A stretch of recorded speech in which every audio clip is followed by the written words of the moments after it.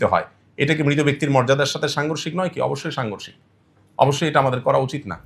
এখন বিকল্প যদি কোনো পথ আপনার কাছে না থাকে, কিন্তু যদি আপনি বাধ্য হন শেখার প্রয়োজনে, বিক্রি ডেফিনেটলি আপনি করবেন না, আপনি দান করবেন অন্য কোনো স্টুডেন্টকে, সাদাকা করে দিবেন যে তুমি এ করো। কিন্তু এটাও মানব দেহ নিয়ে এই এক্সপেরিমেন্ট, এটার বিকল্প যেহেতু আছে, পৃথিবীর উন্নত দেশগুলোতে আমরা জানি যে তারা ডামি দিয়ে তাদের এই কাজটা সারে, তো আমরা কেন সেটা করব না? আমাদের এটার জন্য দরকার কথা ওঠানো, দরকার ভয়েস রেজ করা, দরকার এটার জন্য আমাদের প্ল্যান প্রোগ্রাম করা, যাতে বিকল্প পথ পাই।